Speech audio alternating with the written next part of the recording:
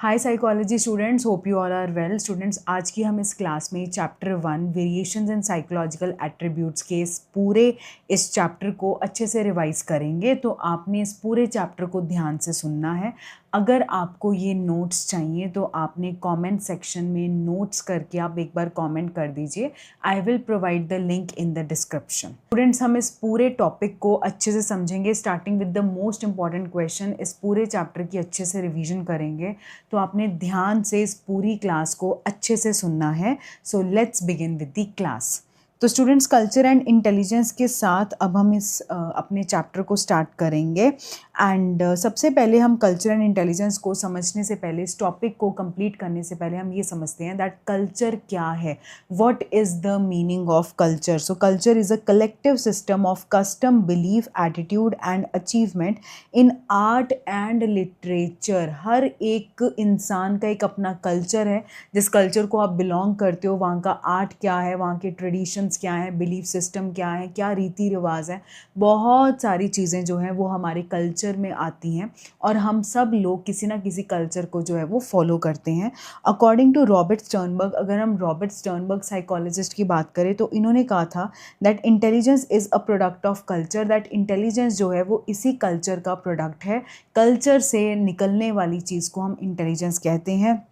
According to Vygotsky, higher mental functions that operate are produced by culture। जो भी हमारे mental functions रहते हैं वो सब कौन प्रोड्यूस कर रहा है, वो सब के सब प्रोड्यूस करने वाला है हमारा कल्चर। तो जब हम स्टूडेंट्स कल्चर की बात करेंगे तो हम दो कल्चर्स के बारे में बात करेंगे। एक तो हम इंडियन कल्चर के रिगार्डिंग बात करेंगे और एक हम बात करेंगे वेस्टर्न कल्चर की। जब हम वेस्टर्न कल्चर की बात कर रहे हैं, जब हम टेक्नोलॉजिकल इंटेलिजेंस की बात करेंगे, इसमें हम ये समझेंगे कि कैसे टेक्निकली एडवांस्ड सोसाइटीज़ में जो इंटेलिजेंस को, जो चीज़ों को इंटेलिजेंस माना जाता है, उनको हम क्या कहेंगे, टेक्नोलॉजिकल इंटेलिजेंस कहेंगे। तो समझते हैं कि ऐसे कौन से स्किल्स हैं जो टेक्निकली एडवांस्ड सोसाइटीज़ या वेस्टर्न कल्चर में ये समझा जाता है कि ये स्किल्स अगर एक इंसान में है तो वो इंटेलिजेंट है। तो सबसे पहले आ जाता है स्किल ऑफ अटेंशन, आपका ऑब्जर्वेशन करना, आपका एनालाइज करना, आप एनालिसिस करते हो। पहले मेरा रिज़ल्ट ये था, अब मेरा रिज़ल्ट ऐसे है, हर चीज़ का एक एनालिसिस करना, ठीक है। आपकी परफॉर्मेंस, चाहे वो स्टडी में है, चाहे वो वर्क में है, आप किस तरीके से वर्क कर रहे हो, आपकी स्पीड काम करने की कितनी तेज़ है, आप अचीवमेंट ओरिएंटेड माइंडसेट के साथ हो कि आपको लाइफ में कुछ अचीव करना है या नहीं। ये सारे स्किल्स जो हैं ये आ जाते हैं स्टूडेंट्स टेक्नोलॉजिकल इंटेलिजेंस में। सेकेंड पॉइंट इज़ ये जर्नलाइजेशन और एब्स्ट्रैक्शन के स्किल्स को बढ़ावा देता है। जर्नलाइजेशन का मीनिंग होता है एक जगह में अप्लाई किए हुए चीज़ों को जब आप उसी तरीके के सेम सिचुएशन में भी अप्लाई कर सको, that is known to be the generalization. Second is abstraction. Abstraction मतलब जो आपकी चीज़ें आपके सामने नहीं हैं, आप उनको सॉल्व कर सको एक मेंटल इमेज बनाकर। जब जब आपके पास मैप्स आते थे और आपको मैप में रिवर, स्टेट्स के नाम लिखने होते थे, कैपिटल्स के नाम लिखने होते थे, तो याद करो ये हमारी मेंटल इमेज ही है जो हमें बताती है कि कोई भी स्टेट इंडिया के कौन से मैप पर कहाँ पर है, कोई भी कंट्री वर्ल्ड के मैप पर कहाँ पे है। आपकी स्पीड, आपके मिनिमल मूव्स का मतलब ये है कि आप कितने, कोई भी काम कितना जल्दी कर लेते हैं और फास्ट कर लेते हैं। मेंटल मैनुपुलेशन का मतलब है मेंटल, दैट आप दिमाग से ही क्या प्रॉब्लम्स को सॉल्व कर लेते हो, काफ़ी सारी चीज़ें सोचकर ये सब चीज़ें कर लेते हो। तो अगर ये सब चीज़ें हैं तो आप में इंटेलिजेंस है और इस इंटेलिजेंस को कहा जाता है टेक्नोलॉजिकल इंटेलिजेंस। कॉग्निटिव कॉम्पिटेंस पर यहाँ पर फोकस किया जाता है जब भी हम टेक्नोलॉजिकल इंटेलिजेंस की बात करते हैं। अब स्टूडेंट्स, हम नेक्स्ट समझते हैं दैट इंटेग्रल इंटेलिजेंस। तो इंटेग्रल इंटेलिजेंस का इस साल फाइनल एग्जाम्स में आया था, ये 4 मार्क्स का। तो इंटेग्रल इंटेलिजेंस वो इंटेलिजेंस हुई जो हमारे इंडियन ट्रेडिशंस में फॉलो होती है। सो स्टूडेंट्स, इंडियन ट्रेडिशंस में फॉलो होने वाली इस इंटेग्रल इंटेलिजेंस को हम इंटेग्रल इंटेलिजेंस कहते हैं, जो कि connectivity with the social and world environment पर भी फोकस दे रही है। ये कॉग्निटिव और नॉन कॉग्निटिव दोनों चीज़ों को लेकर चल रही है।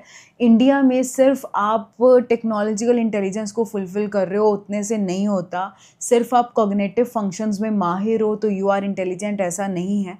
आप दुनियावी लोगों के साथ कितना ज़्यादा कनेक्टिविटी में हो, आपके पास क्या संस्कार हैं, क्या वैल्यूज़ हैं, बहुत सारी चीज़ें हम अभी इसमें टॉपिक में क्लियर करेंगे। ये सारी चीज़ें भी किस में आती हैं, इंटेग्रल इंटेलिजेंस में आती हैं।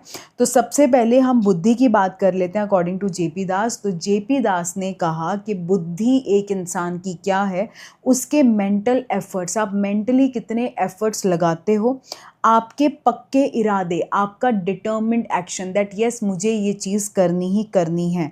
आपकी feelings is also part of बुद्धि। ओपिनियंस, आपके ओपिनियंस हो गए, आपके व्यू पॉइंट हो गए, आपकी राय होगी, आपका ज्ञान, आपका डिस्क्रिमिनेशन, डिस्क्रिमिनेशन मतलब कि दो चीज़ों में अंतर ढूंढ पाना, दो चीज़ों में भेदभाव ढूंढ पाना, differences, to calculate the differences between the two things and understanding. आप किसी भी बात को, किसी भी कंसेप्ट को, किसी की बोली हुई बात को आप कितना अच्छे से समझ लेते हैं, ये सारी चीज़ें किस में आ जाती हैं, बुद्धि में आ जाती हैं। तो बुद्धि is self awareness of will and desire, अपनी इच्छाओं की सेल्फ अवेयरनेस होना, हमने क्या हमें ज़िंदगी में करना चाहिए, इन सब चीज़ों की नॉलेज होना, किसी की रिस्पेक्ट करना, किसी के साथ किस तरीके से बात करना है, इस सिचुएशन में क्या करना चाहिए, इस सिचुएशन में क्या नहीं करना चाहिए, इन सभी चीज़ों का सेल्फ अवेयरनेस होना स्टूडेंट्स आ जाता है बुद्धि में। तो बुद्धि की बात करें और अगर हम इंडियन ट्रेडिशन में इंटेग्रल इंटेलिजेंस की बात कर रहे हैं तो इसमें स्टूडेंट्स 4 फैसेट्स या 4 पार्ट्स आ जाते हैं। तो ध्यान से समझिए, जिन स्टूडेंट्स ने इन 4 पार्ट्स के बारे में नहीं बताया था उनको मार्क्स नहीं मिले थे। ये मैं बात कर रही हूँ 2026 के फाइनल एग्ज़ाम की। उसमें ये पूरा क्वेश्चन 6 मार्क्स में आया था, जिसमें जो ये ऊपर वाले बुद्धि को एक्सप्लेनेशन के 2 मार्क्स की बाइफिकेशन थी और ये 4 पार्ट्स को जो था वो 1-1 ईच मार्क्स का था। तो ध्यान से समझिए, कॉग्निटिव कैपेसिटी में बात करेंगे, कॉम्पिटेंस में बात करेंगे, आपकी थिंकिंग, आपकी नोइंग, आपकी अंडरस्टैंडिंग, आपका ज्ञान, आपका अंतर ढूंढ पाना, आपका प्रॉब्लम को सॉल्व कर पाना, आपका कम्युनिकेशन करना, ये सारी चीज़ें आ जाती हैं आपकी कॉग्निटिव कैपेसिटी में। सोशल कॉम्पिटेंस में आ गया सोशल ऑर्डर के लिए रिस्पेक्ट, समाज में बनाए हुए रूल्स के लिए रिस्पेक्ट, आपका एल्डर्स के प्रति कमिटमेंट, अगर आपने एल्डर्स को कुछ प्रॉमिस किया है दैट हम आपका ये वर्क कर देंगे, क्या वो वर्क कर देते हो या उससे टल जाते हो, और बाकी चीज़ों के लिए भी कमिटमेंट्स। आपका concern about others, concern about others मतलब दूसरों का भी ध्यान रखते हो या सिर्फ अपनी ही सेल्फिश मोटिव है कि मेरा काम पूरा होना चाहिए, बाकी किसी का काम पूरा ना हो या हो, मुझे कुछ मतलब नहीं है, ये वाला नहीं होना चाहिए आप में। रिकग्नाइजिंग अदर्स पर्सपेक्टिव, दूसरे की भी बात सुनो, दूसरे का भी पर्सपेक्टिव, दूसरे की भी साइड को समझना, ये सारी चीज़ें आ जाती हैं सोशल कॉम्पिटेंस में। इमोशनल कॉम्पिटेंस की अगर बात करें तो आप इमोशंस को रेगुलेट कर पा रहे हो, उन्हें मॉनिटर कर पा रहे हो, आपकी ईमानदारी, आपकी पोलाइटनेस और आपकी सेल्फ इवैल्यूएशन, यहाँ मुझे इतना गुस्सा नहीं करना चाहिए था, यहाँ मुझे इस तरीके से नहीं, नेक्स्ट टाइम मैं और ध्यान रखूँगा या रखूँगी, ये सारी चीज़ें स्टूडेंट्स आ जाती हैं इमोशनल कॉम्पिटेंस में। Last is entrepreneurial competence. So entrepreneurial competence की अगर हम बात करें तो कमिटमेंट आ जाती है, परसिस्टेंस और डिटर्मिनेशन आ जाता है। एंटरप्रेन्योरियल कौन होता है, एंटरप्रेन्योर कौन होता है, बिजनेसमैन को हम एंटरप्रेन्योर कहते हैं। सो बिजनेसमैन की तरह, एक एंटरप्रेन्योर की तरह आप में क्या एक्चुअल जीवन में वैसी क्वालिटीज़ हैं, मतलब कि कमिटमेंट हो गया, ठीक है जी, कंटिन्यूटी, परसिस्टेंस, आपकी कंसिस्टेंसी, आपके पक्के इरादे, आपका पेशेंस। बिजनेसमैन ना बड़ा धैर्यवान होता है, बड़ा पेशेंट होता है। अगर उसको ये हो जाए ना कि नहीं मैंने तो जी आज बिजनेस खड़ा किया, मुझे कल के कल प्रॉफिट्स आने स्टार्ट हो जाए, कभी भी वो बिजनेस में खड़ा रह ही नहीं सकेगा। तो ज़िंदगी में भी और बिजनेस में भी पेशेंस की ज़रूरत है। आपका हार्डवर्क, आपका विजिलेंट रहना, विजिलेंट होता है अलर्ट रहना, चौकन्ने रहना, कि आप वैसे हो जैसे एक बिजनेसमैन रहता है, और आपका बिहेवियर गोल डायरेक्टेड, मतलब कि आपका बिहेवियर इस तरीके का होना जो कि गोल डायरेक्टेड है, जो कि गोल्स को फुलफिल करने में लगा हुआ है, आप बिना मतलब से टाइम ख़राब नहीं करते हो, आपका हर वो बिहेवियर उसी चीज़ की तरफ मोटिवेट आपको करता है कि आपने ज़िंदगी में भी अपने गोल्स को अचीव करना है। तो ये सारे स्टूडेंट्स आ जाते हैं एंटरप्रेन्योरल कॉम्पिटेंस में। तो इसके साथ हमारा ये जो टॉपिक है कल्चर एंड इंटेलिजेंस, कैसे हमारे डिफरेंट कल्चर हमारे इंटेलिजेंस को गवर्न करते हैं, उसके बारे में ये समझाया गया है।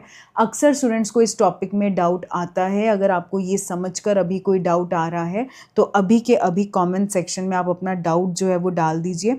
नेक्स्ट है स्टूडेंट्स क्रिएटिविटी एंड इंटेलिजेंस की हम बात करते हैं। तो again this is also an important question. तो क्रिएटिविटी और इंटेलिजेंस में आपने बताना है सबसे पहले दैट 1920s में जो टर्मन है, ये प्लीज़ आपने दोनों वर्ड्स को ज़रूर डालना है, वरना आपके 1 मार्क ना ऐसे ही बिना मतलब से डिडक्ट हो जाते हैं। So in the 1920 Terman found that it is not necessary that a person with high IQ is also creative. बड़े ध्यान से इस लाइन को समझो स्टूडेंट्स, जब भी आंसर लेकर आते हैं मेरे पास तो कुछ ना कुछ वो इसमें उल्टा पुल्टा गड़बड़ कर देते हैं और सारा मीनिंग ही ख़राब कर देते हैं। ध्यान से समझिए, ये ज़रूरी नहीं है कि जिस इंसान का IQ हाई है, जो इंटेलिजेंस में हाई है, उसका क्रिएटिविटी भी हाई हो। इंटेलिजेंस क्रिएटिविटी को इंश्योर नहीं करती है। मतलब ऐसा हो सकता है कि एक इंसान ज़्यादा इंटेलिजेंट है तो उसमें क्रिएटिविटी भी ज़्यादा है, और एक इंसान इंटेलिजेंट कम है फिर भी उसमें क्रिएटिविटी ज़्यादा है। तो इसका ऐसा कोई हार्ड एंड फास्ट रूल नहीं है दैट एक पर्टिकुलर इंटेलिजेंस चाहिए for you to be a creative. Researchers ने ये फाइंड आउट किया कि रिलेशनशिप इनका फिर भी पॉजिटिव होता है। कुछ मिनिमम एबिलिटी, कुछ मिनिमम नॉलेज हमें चाहिए होती है ताकि हमें ज्ञान मिले। क्रिएटिविटी में आपने कलर्स में लेट्स से क्रिएटिविटी दिखानी है, आपने पेंटिंग में क्रिएटिविटी दिखानी है। अगर आपको कलर्स के बारे में ही नहीं पता होगा, अगर आपको ब्रशेस के यूज़ के बारे में ही नहीं पता होगा, तो it is not possible for you कि आप उतना अच्छा क्रिएटिविटी दिखा पाओ। तो कुछ एक नॉलेज, कुछ एक ज्ञान हमें जो है वो होना चाहिए सो दैट हम अपने क्रिएटिविटी को बढ़ावा दे सकें। A certain level of intelligence is required for creativity, but beyond that intelligence does not correlate well with creativity. Intelligence creativity के साथ नहीं जाती है। इसका इसके साथ, कहने का मतलब इसका इसके साथ कुछ लेना देना नहीं है। एक मिनिमम चाहिए, उसके बाद एक इंसान में उस मिनिमम एबिलिटी के बाद इंटेलिजेंस है नहीं है doesn't matter, it will not going to bother your creativity. So for example the artist must understand the effect that will be produced by particular technique of painting. एक painting के particular technique के बाद उसका impact क्या आएगा उसकी painting पर, इतना ज्ञान उसे होना चाहिए। Same with the creative writers, ताकि वो एक अच्छा लिख सकें। तो कंक्लूजन ये है that more intellectual features, others may have more creativity features। तो इसका आपस में कोई कोरिलेशन नहीं है। अब स्टूडेंट्स हम क्वेश्चन फॉर्मेशन की बात करेंगे। हमने 2 टॉपिक्स पढ़े हैं मोस्ट इंपॉर्टेंट। आपको इन दोनों टॉपिक्स को भूल कर भी नहीं छोड़कर जाना है। आपको जितना भी टाइम लग रहा है इनको पढ़ने में, आप इनको पढ़िए और इनको अच्छे से कीजिए, बट इनको छोड़कर नहीं जाना है। क्वेश्चन फॉर्मेशन की बात करेंगे। डिफ्रेंशिएट बिटवीन इंटेग्रल, टेक्निकल और टेक्नोलॉजिकल इंटेलिजेंस के चलते आपको क्वेश्चन आ सकता है, is intelligence likely to be tuned by cultural parameters. एक बार क्वेश्चन इस तरीके से आया हुआ है फाइनल्स में, तो आंसर था that yes a persons intelligence. अब पूछा है ना डू, ठीक है, येस और नो वाले क्वेश्चंस में प्लीज़ पहले येस और नो बताया करो, फिर पूरा क्वेश्चन एक्सप्लेन किया करो, बिकॉज उस येस और नो का भी 1 मार्क का जो है वो आंसर रहता है, मतलब 1 मार्क उसका स्कोर होता है। ठीक है जी। उसके बाद डिफ्रेंशिएट आ गया western culture, Asian and African society. So Asian and African societies में चलती है इंटेग्रल इंटेलिजेंस। ये आप मेंशन कर लीजिए अपने बुक में या कॉपी लेकर, जो भी आप बैठे हुए हैं फ़िलहाल। और वेस्टर्न कल्चर में आप लिखेंगे टेक्नोलॉजिकल या टेक्निकल इंटेलिजेंस। चलिए जी, तो नेक्स्ट पढ़ते हैं हम क्वेश्चन फॉर्मेशन और क्रिएटिविटी एंड इंटेलिजेंस की बात करें तो क्या रिलेशनशिप है। Does intelligence ensure creativity, is it necessary that intelligent one in the conventional sense must be creative. तो ऐसे कुछ ना कुछ क्वेश्चन आते हैं, आपने येस नो के साथ स्टार्ट करके अपना पूरे क्वेश्चन को एक्सप्लेन करना है। अब स्टूडेंट्स हम नेक्स्ट इंपॉर्टेंट टॉपिक की बात करेंगे, दैट इज इमोशनल इंटेलिजेंस। सबसे पहले हम समझते हैं दैट इमोशनल इंटेलिजेंस होता क्या है। तो it is a set of skills that अंडरलाई होता है कि कुछ हिडन चीज़ है उसको बताना। तो ये अंडरलाई करता है एक्यूरेट अप्रेजल। अप्रेजल का मतलब लिख लीजिए इवैल्यूएशन। ठीक है जी। एक्यूरेट अप्रेजल करना, एक्यूरेट इवैल्यूएशन करना, इमोशन को एक्सप्रेस करना, इमोशन को रेगुलेट करना, बेसिकली ये फीलिंग साइड है of intelligence. According to Salovey and Mayer, ability to monitor one's own and others emotion, अपने इमोशन और दूसरे के इमोशन को मॉनिटर करना। इसका मतलब क्या है, कोई इंसान आपके साथ बहुत गुस्से में बात कर रहा है, आपने भी उसके साथ गुस्से में बात की है, जाहिर सी बात है दैट वहाँ पर गुस्सा जो है वो बढ़ने वाला है। तो आप दूसरे के भी गुस्से को मॉनिटर कर लो। हो सकता है आप उस टाइम पर एक शांत दिमाग से जब शांति के साथ बात करेंगे, आप फिलहाल के लिए चुप कर जाएंगे, तो उस इंसान का जो गुस्सा है वो कम हो जाएगा। To discriminate among them, you have to distinguish that मेरा क्या इमोशन है और मैं क्या एक्सप्रेस कर रहा हूँ, and to use the information to guides one thinking and action. Emotional question की बात करते हैं, so it express emotional intelligence in the same way जैसे IQ को यूज़ करते हो इंटेलिजेंस समझाने में, मेजर करने में, बताने में, ऐसे ही EQ की हेल्प से हम किसी भी इंसान का इमोशनल इंटेलिजेंस जो है वो जान सकते हैं। सो बेसिकली स्टूडेंट्स, आप अपने इमोशंस को एक्सप्रेस करते हो, आपको अच्छा नहीं लग रहा है तो आप उसको सामने वाले के जो है साथ में बात रखो, आप उसे एक्सप्रेस करो, आप उसे रेगुलेट करो। ऐसा नहीं है कि आप बहुत ज़्यादा गुस्सा होते जा रहे हैं, ठीक है, ऐसा नहीं करना। बहुत ज़्यादा गुस्से होते जा रहे हैं, ठीक है, किसी की सुन ही नहीं रहे हैं, ऐसा नहीं है। तो इमोशनल इंटेलिजेंस वाले इंसान में क्या होता है कि वो अपने इमोशंस को इवैल्यूएट भी करता है, दैट नहीं मुझे ऐसा नहीं करना चाहिए, ठीक है, या मुझे ऐसा करना चाहिए, और उसके बाद वो उसको एक्सप्रेस भी करता है, एंड एट द लास्ट वो उन इमोशंस को रेगुलेट भी करता है। चलिए, तो अब नेक्स्ट हम बात करते हैं कि इमोशनली इंटेलिजेंट पर्सन की ऐसी क्या क्या करेक्टरिस्टिक्स हैं। अगर हम इनको ध्यान से समझें, so the characteristics of emotionally intelligent person are, जो करेक्टरिस्टिक्स आ जाती हैं दैट इज़ अपने फीलिंग्स और इमोशंस को जो है स्टूडेंट्स वो समझ लेते हैं, और वो सेंसिटिव होते हैं खुद की तरफ तो होते ही हैं, वो दूसरों की तरफ भी, उनके भी इमोशंस को समझ लेते हैं और उनकी तरफ भी सेंसिटिव होते हैं। और दूसरे के इमोशंस को वो कैसे समझते हैं, उनकी बॉडी लैंग्वेज से, उनकी वॉइस एंड टोन से। किसी की वॉइस बहुत ज़्यादा लाउड हो रही है, दैट मीन्स वो इंसान गुस्से में है, ठीक है। किसी की वॉइस बहुत प्यार से, बहुत आराम से, शांति से, दैट मीन्स वो गुस्से में नहीं है।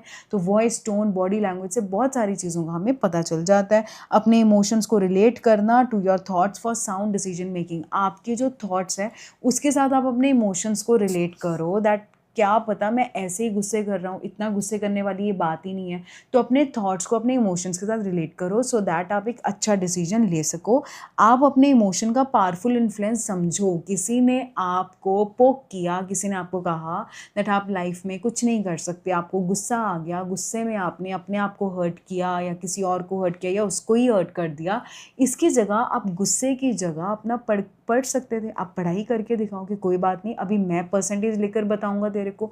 तो आप अपने गुस्से को चैनलाइज कर सकते थे, आप एक्सरसाइज कर सकते थे, आप जिम जा सकते थे, आप वहाँ पे अपना गुस्सा जो है वो निकाल सकते थे। तो अपने गुस्से को, अपने बेसिकली अपने इमोशंस के पावरफुल इन्फ्लुएंस को समझना। और जब एक इंसान को गुस्सा आ जाता है ना कि अभी मैं करके बताऊंगा, अभी जो इसने मुझे ये कहा है ना, अभी मैं इसको बताता हूँ, तो आपकी इमोशंस का ऐसा पावरफुल इन्फ्लुएंस रहता है दैट आप कहाँ से कहाँ पहुँच सकते हो। कंट्रोल और रेगुलेट करना अपने इमोशंस को और एक्सप्रेशंस को while dealing with the self and other to achieve harmony and peace. और शांति बनाए रखने के लिए बहुत ज़रूरी है कि आप अपना भी और दूसरों का भी इमोशन रेगुलेट कर पाएँ। तो ये सारी खूबियाँ आ जाती हैं emotionally intelligent person. Again important question, next देख लेते हैं, why is emotional intelligence receiving attention from educators. Emotional attention को एडुकेटर्स का क्यों अटेंशन मिल रहा है।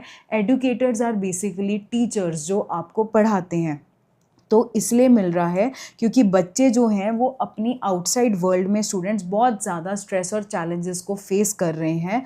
तो it raises their academic achievement. जब उनका एडुकेटर उनके इमोशन को समझता है, एक्नॉलेज करता है, तो ये देखा गया है कि बच्चों का जो एकेडमिक अचीवमेंट है वो भी इम्प्रूव होता है। It encourages cooperative behaviour and reduces their anti social activity. ये कोऑपरेटिव बिहेवियर को इनकरेज करता है। जब आप एज ए एडुकेटर बच्चे को समझते हो तो बच्चा भी आपकी भावनाओं को समझता है, रेसिप्रोकेट होता है, और ये बच्चे की तरफ से कोऑपरेटिव बिहेवियर जो है वो इन्हांस करता है। It prepare student to face the challenges of life outside the classroom. Classroom में उनके पास चैलेंज है 5 सब्जेक्ट्स को पढ़ना, सिलेबस कंप्लीट करना, एक्स्ट्रा बुक्स को पढ़कर मार्क्स अच्छे लेना, लेकिन लाइफ के चैलेंजेस बहुत बड़े हैं जो इस क्लासरूम से बाहर है और बहुत बड़े हैं। तो बच्चों को उनको साथ भी डील करना आ जाता है। नेक्स्ट स्टूडेंट्स हम बात करते हैं टॉपिक की इंटेलिजेंस। तो ये सारे मोस्ट इंपॉर्टेंट क्वेश्चंस हम स्टार्टिंग में सारे पढ़ते जा रहे हैं और धीरे धीरे हम आपको ऐसे ही पता चलेगा कि हम पूरा चैप्टर जो है हमने इस एक वीडियो में जो है वो कवर कर दिया। Intelligence interplay of nature and nurture की बात करेंगे। सो इसका मतलब ये है कि किसी भी इंसान के इंटेलिजेंस डेवलपमेंट में, आईक्यू के डेवलपमेंट में नेचर और नर्चर दोनों चीज़ें क्या रोल प्ले करती हैं। पहले नेचर और नर्चर को समझते हैं। नेचर का मतलब होता है students heredity. Nature is your genes, your heredity. आपने अपने माँ बाप से जो है जेनेटिकली क्या आपने आगे आपके ट्रांसफ़र हुआ है, दैट गवर्न्स योर इंटेलिजेंस। और इसके साथ साथ नर्चर, आपको इन्वायरमेंट कैसा मिला है। तो nurture is environment and nature is heredity. ठीक है जी। सो आप जो है किस तरह के वातावरण में, किस तरह के इन्वायरमेंट में, खाना पीना हो गया, फैसिलिटीज़ हो गया, स्कूलिंग हो गया, फाइनेंशियल कंडीशंस हो गया, बहुत सारी ऐसी चीज़ें हैं वो भी आपके इंटेलिजेंस को इन्फ्लुएंस करते हैं। सबसे पहले हम समझेंगे रोल ऑफ नेचर को। तो स्टूडेंट्स जब भी आपको इस पर क्वेश्चन आएगा, आपको ये पूरा क्वेश्चन एज इट इज़ लिखना है, आपको ये पूरा टेबल बनाना है। प्लीज़ इस बात को ध्यान रखना कि आपको ये पूरे का पूरा टेबल जो है वो स्टूडेंट्स बनाना है। कुछ भी आपने इसमें छोड़ना नहीं है। आप बनाने के बाद केस बेस्ड क्वेश्चन में जो भी आपको केस लगता है आप एरो बना देंगे। अब इसका मतलब क्या है, हम वीडियो में क्लास में कवर करते हैं, आपको समझ में आएगा। देखो स्टूडेंट्स, नेचर और हेरिडिटी की अगर बात करें तो हम सबसे पहले ये समझ लेते हैं कि आइडेंटिकल ट्विन्स और फ्रेटर्नल ट्विन्स कौन होते हैं। आइडेंटिकल ट्विन्स होते हैं जो एक जैसे दिखते हैं, जिनका जेंडर भी एक है, उनका बिहेवियर भी एक है। ठीक है, काफ़ी सारी उनके जो है आदतें, फिजिकल फीचर्स और साइकोलॉजिकल कैरेक्टरिस्टिक्स उनके मिलते जुलते रहते हैं। लेकिन वहीं अगर हम फ्रेटर्नल ट्विन्स की बात करें तो ये एक दूसरे से अलग हो सकते हैं। हो सकता है इनका जेंडर डिफरेंट हो सकता है कि ये दिखने में अलग हो सकता है इनके जो फिजिकल कैरेक्टरिस्टिक्स हैं, साइकोलॉजिकल कैरेक्टरिस्टिक्स हैं वो अलग हों। तो ये हो जाते हैं जी फ्रेटर्नल ट्विन्स। अब स्टूडेंट्स अगर हम आइडेंटिकल ट्विन्स की बात करें तो आइडेंटिकल ट्विन्स जिनको इनको इकट्ठे जो हैं वो ये पल बढ़ते हैं। ठीक है, इकट्ठे ये रियर होते हैं। ठीक है, इकट्ठे ये पले बड़े होते हैं एक ही घर में। तो इनका 0.90 जो है वो इंटेलिजेंस होता है। दैट मीन्स उसका कोरिलेशन होता है, दैट इन दोनों के आईक्यू स्कोर के मैच करने का, आईक्यू का जो रिलेशन है, जो कोरिलेशन है वो 0.90 जो है वो इतना ज़्यादा स्ट्रॉन्ग होता है। अगर आपको मैं एक शॉर्ट में बता दूं, दैट कोरिलेशन की वैल्यू ना हमेशा 0 to 1 रहती है, ना 1 से ज़्यादा होती है ना 0 से कम होती है। हाँ, ये पॉजिटिव और नेगेटिव में जा सकती है, बट ये 0 to 1 रहती है। या फिर आप इसको ऐसे भी लिख सकते हो कि -1 to 0 एंड 0 to +1। ठीक है, और इन शॉर्ट आप लिख लो -1 to +1। ठीक है जी। सो 0.90 प्लस होगी, नेगेटिव नहीं होगी, ऑपोजिट नहीं जाएगा। नेगेटिव पॉजिटिव सिर्फ इतना बताता है कि उनका रिलेशन जो है वो किस तरीके का है। ठीक है, मतलब पॉजिटिव है या नेगेटिव है। नेगेटिव होता है ऑपोजिट जा रहा है, और पॉजिटिव का मतलब है डायरेक्टली कोरिलेटेड है। ठीक है, तो चलो उन चीज़ों में ज़्यादा नहीं पढ़ेंगे। सिंपल आप समझो दैट 0.90 शोज़ के बहुत ही ज़्यादा स्ट्रेंथ है कोरिलेशन में। और आइडेंटिकल ट्विन्स जिनका जो परवरिश है वो अलग अलग हुई है, रियर्ड अपार्ट हुई एक दूसरे से, इनका कोरिलेशन रहता है 0.72। फ्रेटर्नल ट्विन्स की बात कर लेते हैं, दोज रियर्ड टुगेदर। तो यहाँ पर इनका कोरिलेशन 0.60। आपको इनको सबको याद रखना है। Siblings Rudyard together 0.50। अब सिबलिंग्स कौन होते हैं, भाई बहन, बहन बहन, मतलब कि जो ट्विन्स नहीं है, जिनका ब्लड रिलेशंस है but they are not twins. ठीक है, और सिबलिंग्स जो एक दूसरे से दूर पले बड़े हैं, एक नान के पला है, एक दाद के पड़ा है, तो उनका कोरिलेशन 0.25 सबसे कम जो है वो देखा गया है। ठीक है जी, क्लियर हुआ। तो यहाँ पर अब मैं आपको ये बता रही थी कि सपोज कीजिए केस बेस्ड क्वेश्चन में आपके पास आइडेंटिकल ट्विन्स का क्वेश्चन आ जाता है, दोज रियर्ड अपार्ट। तो आपको पूरा टेबल बनाकर आपको यहाँ पे ऐसे एरो लगाना है। ठीक है, यहाँ पे आप ऐसे बॉक्स बना देना और ऐसे एरो लगा देना। देखो टेबल आपको पूरा बनाना है, ये ध्यान रखना, टेबल पूरा बनाना है और इस तरीके से आपने बॉक्स लगा देना और एरो लगा देना है, बस। नेक्स्ट अब हम बात करते हैं रोल ऑफ नर्चर की, that is role of environment. ठीक है, तो सिंपल सी बात है कि जो बच्चे डिसएडवांटेज होम मतलब किसी ना किसी चीज़ की उनके पास तंगी है, डिसएडवांटेज होम से हैं, उन लोगों को अगर ऐसी फैमिलीज अडॉप्ट कर लेती हैं जो कि सोशो इकोनॉमिक स्टेटस में हाई हैं, मतलब कि उनकी समाज में स्टेटस हाई है, उनका इकोनॉमिकली फाइनेंशियली वो हाई हैं, तो अगर वो उनको अडॉप्ट कर लेती हैं तो ये देखा गया है कि there is a large increase increase in their intelligence scores. Environmental deprivation lowers intelligence. जो environmental deprivation है वो क्या करता है, वो intelligence को कम कर देता है, मतलब कि खाना पीना अच्छा नहीं है या स्कूलिंग अच्छी नहीं है, ठीक है, तो अगर ये लो हो तो डेफिनेटली उनका इंटेलिजेंस कम होता है. Rich nutrition, good family background और क्वालिटी स्कूलिंग को देखा गया है कि वो इंटेलिजेंस को बढ़ाती है. कंक्लूजन में ये है that intelligence is a product of complex interaction of heredity and environment. Heredity और इन्वायरमेंट का एक कॉम्प्लेक्स इंट्रैक्शन है. हम ये नहीं बता सकते कि किसका रोल मेजर है या इन दोनों का रोल बराबर है, नहीं, इन दोनों का रोल जो है दैट इज़ अ कॉम्प्लेक्स, और ये जो है एक इंसान के इंटेलिजेंस को इन्फ्लुएंस करता है, उसकी उस अकॉर्डिंग डेवलप करने में ये कहीं ना कहीं उसे बताता है.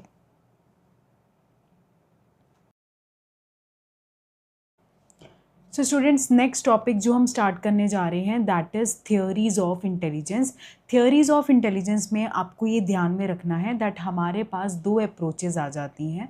वन इज़ साइकोमेट्रिक अप्रोच या जिसे हम स्ट्रक्चरल अप्रोच भी कहते हैं, and the second one is information processing approach. सबसे पहले हम इंफॉर्मेशन प्रोसेसिंग अप्रोच के अंडर आने वाली वेरियस थियोरीज ऑफ इंटेलिजेंस को अच्छे से समझेंगे, तो बहुत ध्यान से सुनना because again this is a very important question. ठीक है जी. सो स्टूडेंट्स, अगर हम बात करें दैट सबसे पहले जो हमारी थ्योरी है that is planning, attention, arousal and simultaneous successive model of intelligence, जिसे हम पास मॉडल ऑफ इंटेलिजेंस भी कहते हैं. ठीक है जी. तो अब क्वेश्चन है कि एक मॉडल एक्सप्लेन कीजिए, ठीक है, in which intellectual activity involves a interdependent functioning of 3 neurological systems. तो इस मॉडल को किसने दिया है, सबसे पहले ये जान लेते हैं. JP Das, Jack Naglieri and Kirby ने 1994 में इस मॉडल को दिया था, और उन्होंने बात की थी सबसे पहले अराउजल और अटेंशन की. उन्होंने कहा था दैट एक ऑप्टिमल लेवल ऑफ अराउजल, एक बिल्कुल सही लेवल ऑफ अराउजल उठना, अंदर से एक नीड उठना ज़रूरी है ताकि हम किसी भी चीज़ की तरफ अटेंशन दे सकें. आप इस टाइम पर मेरी क्लास की तरफ अटेंशन दे रहे हैं तो आप में एक ऑप्टिमल लेवल ऑफ अराउजल आना चाहिए. अगर ये बहुत ज़्यादा हो जाएगा या काफ़ी कम होगा, टू मच और टू लिटिल अराउजल आपके अटेंशन में इंटरफेयर करेगा. तो इसके एग्जाम्पल है कि जब टीचर ने कोई टेस्ट प्लान किया है लेने के लिए, तो आप उन स्पेसिफिक चैप्टर्स की तरफ आपको अराउजल होगा कि हमने इसके लिए टेस्ट देना है, और आप उस चीज़ की तरफ अटेंशन देंगे. Next is simultaneous and successive processing, जिसमें हम ये समझते हैं दैट साइमल्टेनियस प्रोसेसिंग और सक्सेसिव प्रोसेसिंग क्या होता है. साइमल्टेनियस प्रोसेसिंग होता है साथ साथ, जैसे कि आप साथ साथ मुझे सुनते जा रहे हो और साथ साथ आप नोट्स को जो आपको स्लाइड्स में दिख रहे हो उनके साथ साथ आप रिलेट कर पा रहे हो कि जो मैं कह रही हूँ और जो उसमें लिखा है वो बिल्कुल सही चल रहा है या नहीं.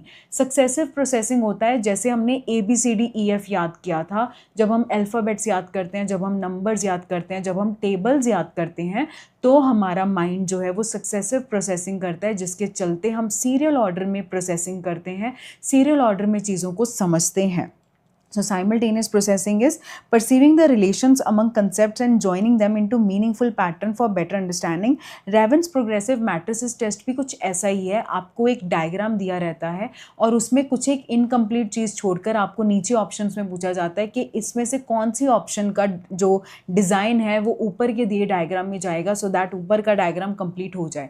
तो आपकी जो प्रोसेसिंग है वो साइमल्टेनियस चलती है, साथ साथ में चलती है. साइमल्टेनियस का वैसे भी इंग्लिश मीनिंग है साथ साथ, तो ये साथ साथ में चलती है, जिसमें आप ये समझते हो दैट कौन सी डिज़ाइनिंग जो है ऊपर वाले डायग्राम में जाएगा. सक्सेसिव प्रोसेसिंग, जब आप किसी इन्फॉर्मेशन को सीरियल ऑर्डर में याद करते हो और आपका रिकॉल करने के टाइम भी आप उसको 1 by 1 जो है वो रिकॉल करते हो.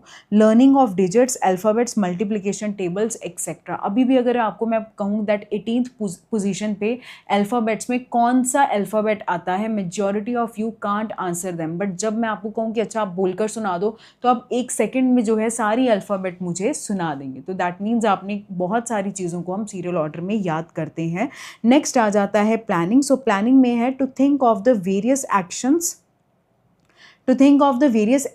implement them. Sorry students, हाँ जी, so to think of the various actions, उन्हें इम्प्लीमेंट करना अपने टारगेट तक पहुंचने के लिए, और उसे इवैल्यूएट करना if a plan does not work. अगर प्लान जो है वो वर्क नहीं करता है स्टूडेंट्स, तो आप जो है उसको मॉडिफाई भी करते हो। For example, to attempt the test, test को अटेम्प्ट देने के लिए आपने गोल सेट किया और आपने अपना स्केड्यूल जो है स्टूडेंट्स वो आपने उसके अकॉर्डिंगली ही प्लान किया। ठीक है students, are you getting this all? क्या आपको ये सारी चीज़ें समझ में आ रही हैं? तो इसके साथ ही हमारा जो पास मॉडल ऑफ इंटेलिजेंस है वो हो जाता है कंप्लीट। नेक्स्ट हम बात करेंगे ट्रायर्किक थ्योरी ऑफ इंटेलिजेंस में, जिसमें triarchic theory of intelligence again ये इंफॉर्मेशन प्रोसेसिंग मॉडल में आ जाता है, और इसको, इस इंटेलिजेंस थ्योरी को देने वाले साइकोलॉजिस्ट का नेम है रॉबर्ट स्टर्नबर्ग, जिन्होंने इस थ्योरी को प्रपोज किया था।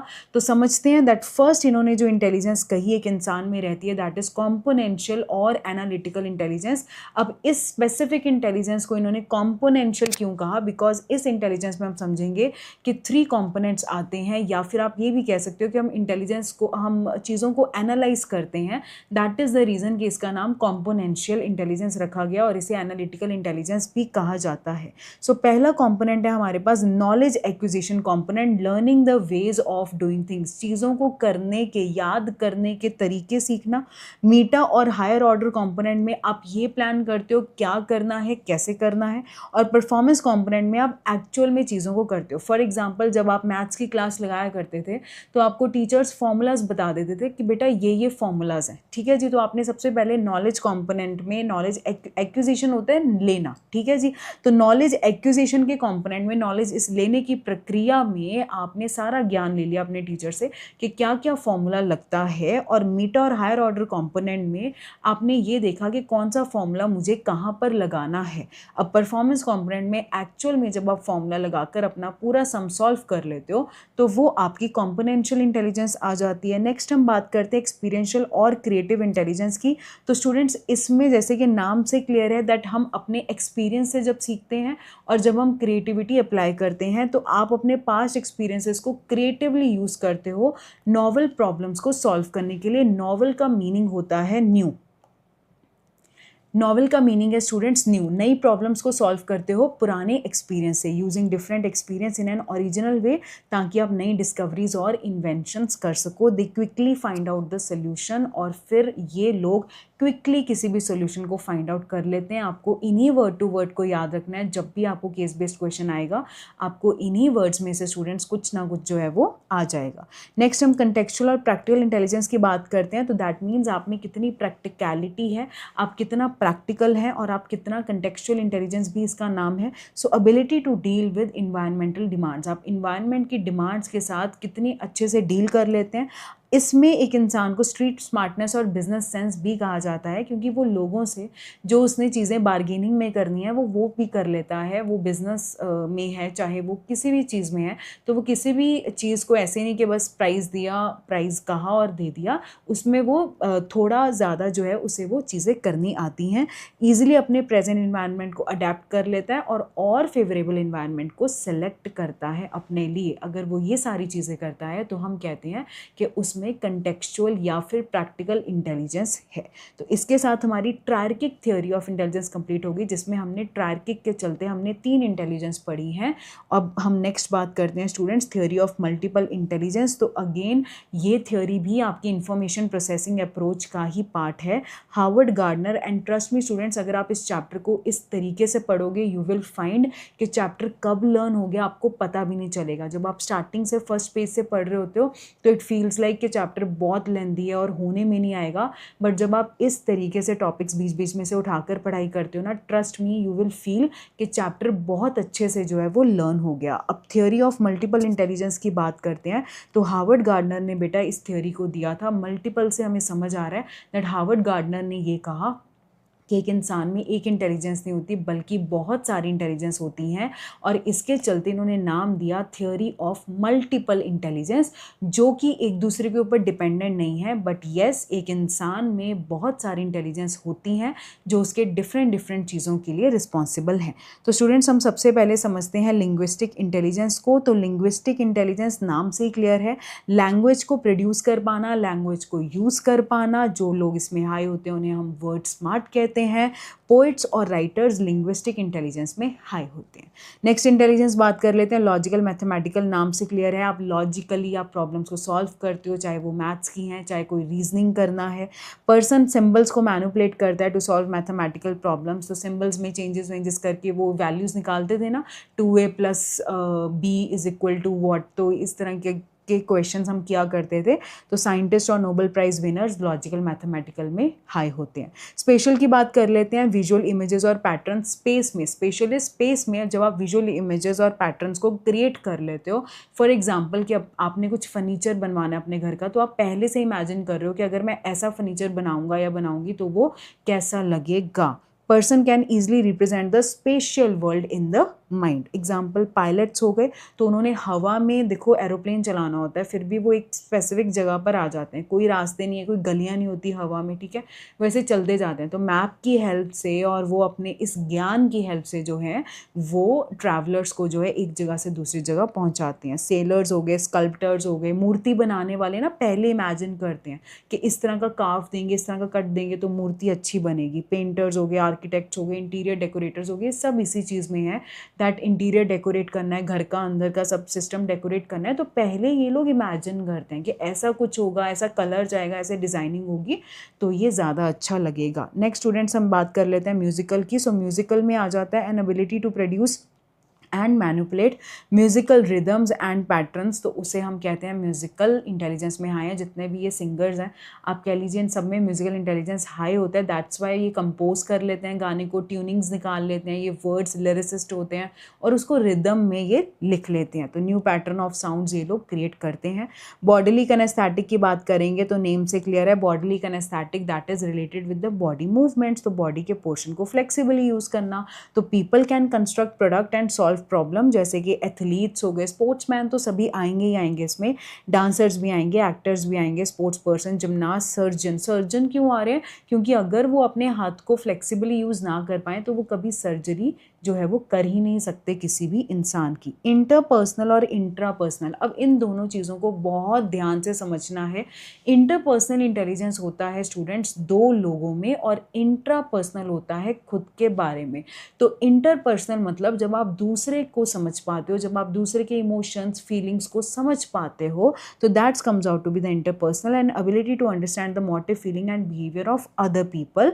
सो यहाँ पे जिन लोगों में इंटरपर्सनल इंटेलिजेंस हाई होती है, ये देखा गया है कि इन लोगों के जो रिलेशंस हैं वो अच्छे होते हैं। Example psychologist, counsellor, politician, social worker, religious leaders. तो आप देखो जितने भी पॉलिटिशियंस हैं लोगों के साथ बनाकर चलते हैं बिकॉज दे नो कि इनको लोगों से ही वोट मिलेगा, ठीक है। सोशल वर्कर्स हो गए जो भी समाज के लिए कार्य करते हैं, समाज के हित के लिए करते हैं।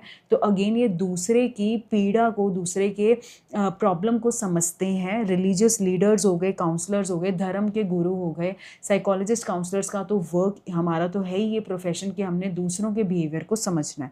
इंट्रापर्सनल हो जाता है खुद के बारे में समझना, तो अपनी फीलिंग्स, मोटिव्स और डिज़ायर्स को समझना। People know about their identity, human existence and meaning of life. इसमें फिलोसोफर्स और स्पिरिचुअल लीडर्स आ जाते हैं जो आध्यात्मिक गुरु होते हैं या फिलोसोफर्स, फिलोसफी जो फिलॉसफी में बिलीव करते हैं। तो ये खुद के बारे में जान पाते हैं कि मैंने ऐसा क्यों किया और मुझे ऐसा किस तरीके से करना है, मेरे पास्ट के एक्सपीरियंस मेरी अब की लाइफ को कैसे जो है वो गवर्न कर रहे हैं, ये सारी चीज़ें।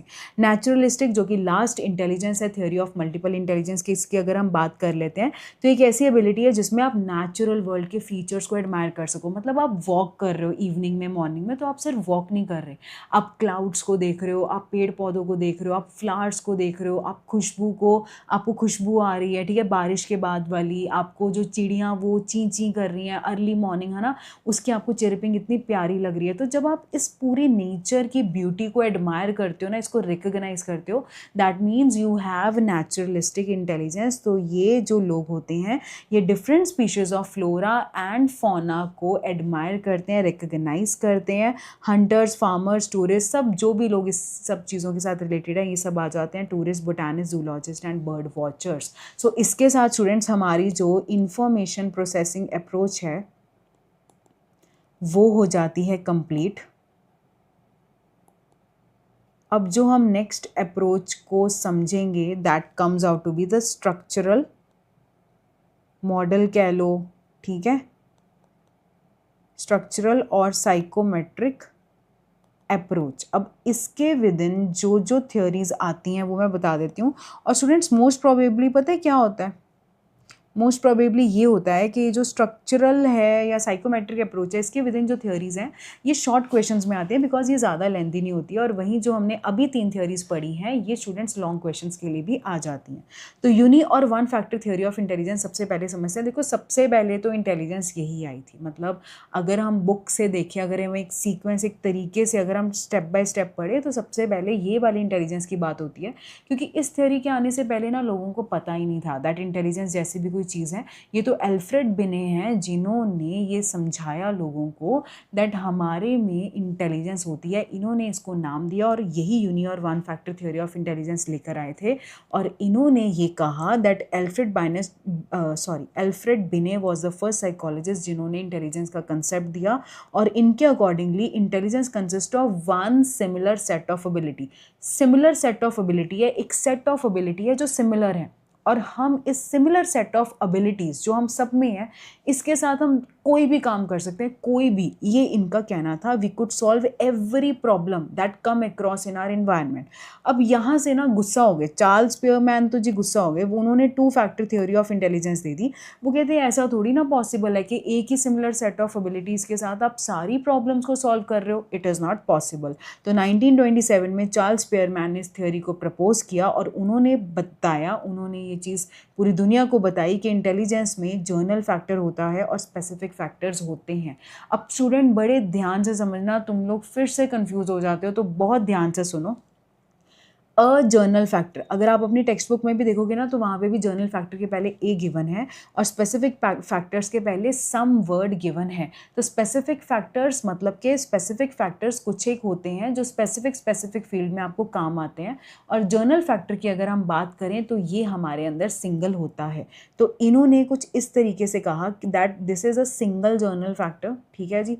और इस तरीके से इन्होंने कहा दैट बहुत सारे स्पेसिफिक फैक्टर्स हैं, ठीक है। तो कोई जर्नल फैक्टर को ज़्यादा यूज़ कर रहा है, कोई थोड़ा यूज़ कर रहा है, ठीक है जी।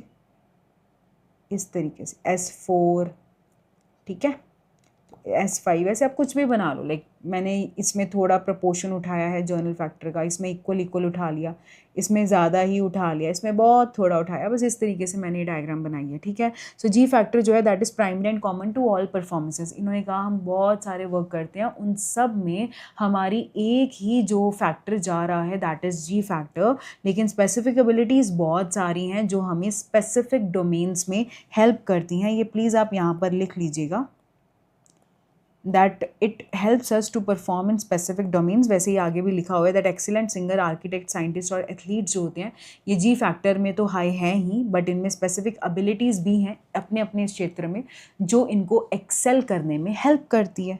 तो स्टूडेंट्स अब हम नेक्स्ट बात करते हैं हायरार्किकल मॉडल ऑफ इंटेलिजेंस। तो आपको स्पेलिंग्स ना भूलें ना, तो आप जब ट्रायर्किक थ्योरी ऑफ इंटेलिजेंस में आप मन में ये बोलो ट्रायर्चिक थ्योरी ऑफ इंटेलिजेंस तो आपको ना स्पेलिंग्स याद रहेंगे। Same for the hierarchical model, देखो प्रोनाउंसिएशन हायरार्किकल है लेकिन स्पेलिंग्स में गड़बड़ ना होना, तो आप बोलने में हायरार्चिकल मॉडल ऑफ इंटेलिजेंस बोल लिया करो। तो इस मॉडल को देने वाले हैं आर्थर जेनसन और इन्होंने कहा कि 2 लेवल्स होते हैं, लेवल 1 एंड लेवल 2। लेवल 1 होता है एसोसिएटिव लर्निंग और लेवल 2 होता है कॉग्निटिव कॉम्पिटेंस, ठीक है जी। सो लेवल 1 एसोसिएटिव लर्निंग में output is more or less similar to the input. मतलब यहाँ पर मैंने आपको कोई चीज़ समझा दी, अभी जैसे जो आप लोग अभी ये जितना भी लर्न कर रहे हो ना, this is all level 1 processing, because यहाँ पर मैं आपको बता रही हूँ, चीज़ें समझा रही हूँ, आप इनको लर्न करके दोहरा रहे हो, तो दैट इज़ लेवल 1। लेकिन जब आप केस बेस्ड क्वेश्चंस को सॉल्व करने वाले बन जाते हो तो that means you come under the category of level 2 processing, जहाँ पर अब आप उसको, जहाँ पे आप हायर ऑर्डर स्किल्स का अपने यूज़ करके आउटपुट को ट्रांसफ़र कर रहे हो। इनपुट में कुछ और है, कुछ केस गिवन है और आप उसको सॉल्व करके एक आंसर पर आ रहे हो। So level 2 called cognitive competence involves higher order skills as they transform the input. Next हम बात कर लेते हैं स्ट्रक्चर ऑफ इंटेलेक्ट मॉडल की। तो इसमें आ जाता है स्टूडेंट्स के जेपी गिलफर्ड ने इस मॉडल को प्रपोज किया था, स्ट्रक्चर ऑफ इंटेलेक्ट मॉडल, और इन्होंने 3 डायमेंशंस में क्लासीफाई किया था, ऑपरेशन, कंटेंट एंड प्रोडक्ट। तो इन्होंने ये 3 डायमेंशंस दी थी और इन्होंने कहा था ऑपरेशंस मतलब रिस्पोंडेंट क्या करता है, कंटेंट किस तरह की इंफॉर्मेशन को वो ले रहा है, और प्रोडक्ट में वो उस इन्फॉर्मेशन को प्रोसेस करके आगे आउटपुट में क्या बना रहा है। तो ऑपरेशंस में आपको ये सारा लर्न करना है एज इट इज़, इनके आगे एक्सप्लेनेशन नहीं है, तो आपको सिर्फ इन वर्ड्स को याद रखना है। कॉग्निशन, मेमोरी को रिकॉर्ड करते हो, मेमोरी को फिर अपने आप में बचा के भी रखते हो, अभी सुन भी रहे हो, रिकॉर्ड भी कर रहे हो और बचा के भी रखते हो।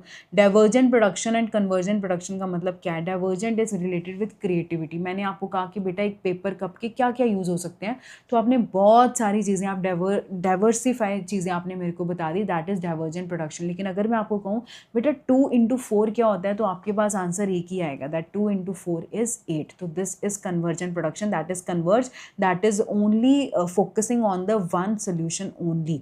एंड इवैल्यूएशन, और आप किस तरीके से इवैल्यूएट करते हो, तो this is all related with your operation. Content की बात कर लेते हैं, नेचर ऑफ इंफॉर्मेशन की बात कर लेते हैं। आप देख रहे हो, आप ऑडिटरी आप सुन रहे हो, सिंबॉलिक में लेटर्स नंबर जैसे कि अभी आपको स्लाइड्स में दिख रहे हैं, कहीं ना कहीं ये सिंबल्स हैं, आप समझ पा रहे हो, आप इस लैंग्वेज को बता पा रहे हो। सिमेंटिक इज वर्ड्स, आप वर्ड के मतलब को समझ पा रहे हो। एंड बिहेवियरल, अब बिहेवियरल में मुझे आपको ये बताने की जरूरत नहीं है दैट बिहेवियर मीन्स व्यवहार, आप इस चीज़ को समझ पा रहे हो, ठीक है। Example, information about peoples behaviour, attitude, needs etcetera, ये भी एक तरह का कंटेंट है, क्योंकि लोगों की ना जेस्चर से ही हम बहुत कुछ पता लगा लेते हैं दैट वो खुश हुए हैं हमें देखकर, वो हमें बुलाना चाहते हैं, हमें नहीं बुलाना चाहते हैं, तो हमें जेस्चर से, बॉडी लैंग्वेज से बहुत कुछ पता चल जाता है। ये बिहेवियर उसी नॉन वर्बल कम्युनिकेशन का ही पार्ट है।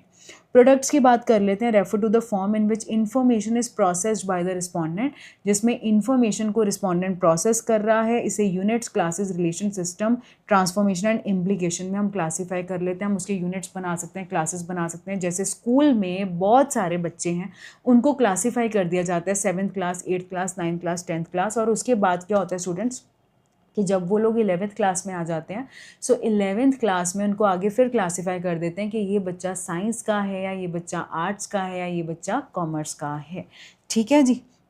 नेक्स्ट आ जाते हैं theory of primary mental abilities, तो इसको देने वाले हैं लुइस थर्स्टन, और इन्होंने कहा कि ये हमारी 7 प्राइमरी एबिलिटीज़ हैं। तो स्टूडेंट्स आपको इनको ऐसे ही लर्न करना है। इनके साथ में ब्रैकेट्स में मीनिंग दिए हुए हैं, जैसे कि वर्बल कॉम्प्रीहेंशन, वर्बल का मतलब होता है वर्ड्स और कॉम्प्रीहेंशन का मतलब होता है अंडरस्टैंडिंग। तो आप वर्ड्स की क्या अंडरस्टैंडिंग कर रहे हो, that is grasping meaning of words, concepts and ideas. Numerical abilities is related with numbering, is related with calculation. Special relation मैंने आपको बताया, विजुअलाइज करना। परसेप्चुअल स्पीड हो गया कि आपको किसी चीज़ को समझने की क्या स्पीड है। वर्ड फ्लुएंसी, आप वर्ड्स को कितने फ्लुएंटली और फ्लेक्सिबली यूज़ कर पाते हो। मेमोरी में आप इंफॉर्मेशन को कितनी जल्दी रिकॉल कर लेते हो, दैट मीन्स आपकी मेमोरी अच्छी है, आप चीज़ों को याद कर लेते हो। इंडक्टिव रीजनिंग में आ जाता है जर्नल रूल्स को प्रेजेंटेड फैक्ट से डिराइव करना। नेक्स्ट स्टूडेंट्स, अब हम बात करेंगे, तो यहाँ पर हमारा ये जो पूरा ये जो टॉपिक है थ्योरीज ऑफ इंटेलिजेंस जो है स्टूडेंट्स, ये हमारा सारा कंप्लीट हो जाता है। अब हम आगे समझते हैं दैट इंडिविजुअल डिफरेंसेस एंड सिचुएशनिज्म, जो फर्स्ट पेज पर हमारे ये टॉपिक दिया था। तो देखा जाए ना, तो पूरे चैप्टर के जो हमारे मेजर क्वेश्चंस थे, हमने सारे, देखो पता ही नहीं लगा ना, सारे कवर अप हो भी गए। Each and everything is covered. अब हम ये छोटे छोटे सी चीज़ें उठाते हैं, इंडिविजुअल डिफरेंसेस एंड सिचुएशनिज्म को समझते हैं, जो बिल्कुल चैप्टर की स्टार्टिंग इसी से स्टार्ट होती है, दैट एक इंसान क्यों वेरी करता है। देखो इस चैप्टर का नाम क्या है, variation in psychological attributes. So variation in psychological attributes का मतलब ये है दैट ये जो साइकोलॉजिकल एट्रीब्यूट्स हैं, ये जो हमारे वैल्यूज़ हैं, हमारी पर्सनैलिटी है, हमारी इंटेलिजेंस है, हम सारे इसमें क्यों वेरी कर रहे हैं, why we are varying. We are vary करना मतलब कि हम सारे भिन्न क्यों हैं, हम सारे डिफरेंट क्यों हैं इन चीज़ों में, हम सब में इंटेलिजेंस, पर्सनालिटी, वैल्यू सब कुछ एक जैसा क्यों नहीं है। तो इसमें अगर हम बात करें इंडिविजुअल डिफरेंसेस की, तो it refers to distinctiveness and variations among people character. तो individual differences is something related with internal, तो ये यहाँ पर लिख लीजिए इंटरनल फैक्टर्स। इंटरनली हम ऐसे ही बने हैं, हमारे में यही डिस्टिंक्टिवनेस है, तो वो आ जाता है इंडिविजुअल डिफरेंसेस। अगर हम सिचुएशनिज्म की बात करें, तो सिचुएशन कई बार हमारे अंदर डिफरेंस ले आती है, क्योंकि बहुत इंसान जो बहुत गुस्सा करता है, बहुत आर्ग्यू करता है घर में, हो सकता है वो अपने बॉस के सामने चुप रहता हो, वो नहीं बोलता हो, ठीक है जी। तो ये जो वेरिएशन है, ये कई बार सिचुएशनिज्म की वजह से भी आ जाता है। तो सिचुएशन एंड सर्कमस्टांसेस जिसमें एक इंसान को रखा जाता है, वो भी उसमें वेरिएशंस ला देती है। नेक्स्ट स्टूडेंट्स हम बात करते हैं creativity test and intelligence test की, जो आपकी बुक में बिल्कुल लास्ट पेज पर है।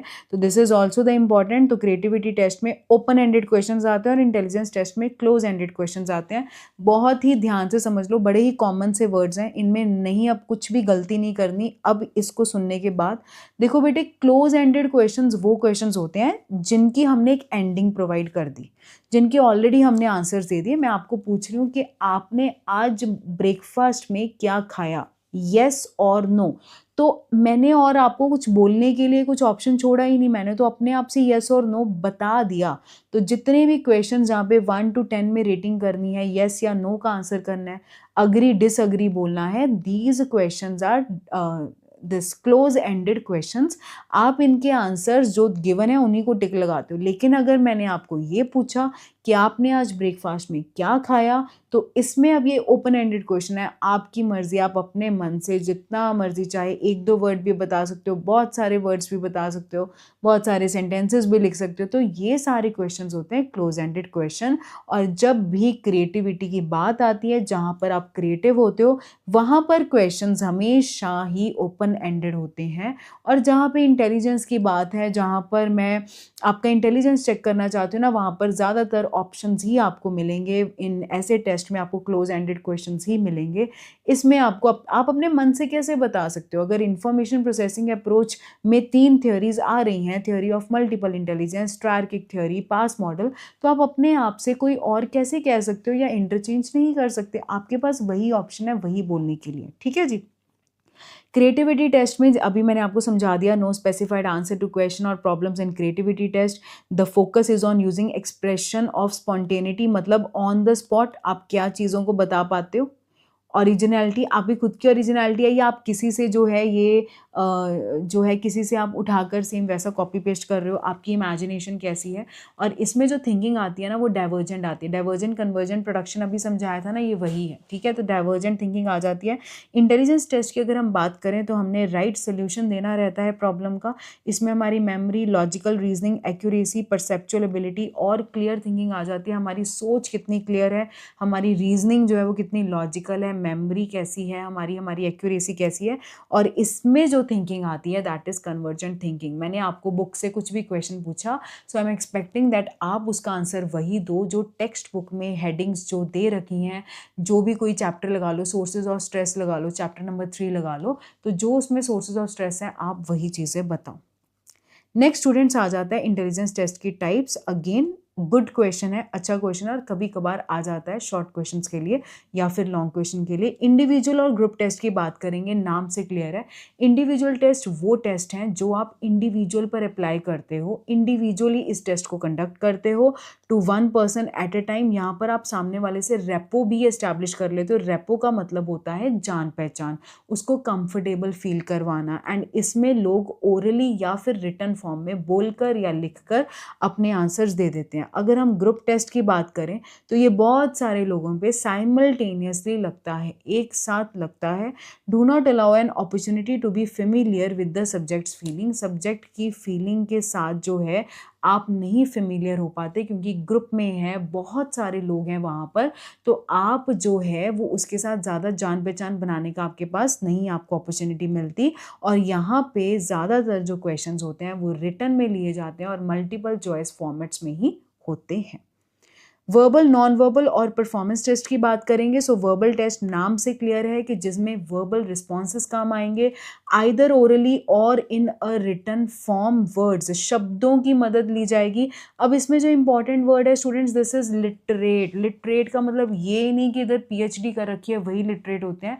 लिटरेट वो लोग होते हैं जो पढ़ना लिखना जानते हों, जिनके सामने अगर एक लैंग्वेज में कुछ लिखाई की हो तो वो उसको समझ सकें, उसको पढ़ सकें, उसको बोल सकें। तो बस क्योंकि यहाँ पर इस टेस्ट में शब्दों का इस्तेमाल हो रहा है, तो ये टेस्ट सिर्फ लिटरेट पे लग सकता है। नॉन लिटरेट, जिसको पढ़ना लिखना नहीं आता, उसके लिए ये टेस्ट कुछ काम का नहीं है, क्योंकि आप रख दोगे उसके सामने, उसको कुछ समझ नहीं आएगा। नॉन वर्बल टेस्ट में फिर क्या होता है, नॉन वर्बल टेस्ट में वर्ड्स का यूज़ नहीं होता, और ये लिटरेट एंड नॉन लिटरेट दोनों ही लोगों के साथ जो है वो यूज़ हो जाता है।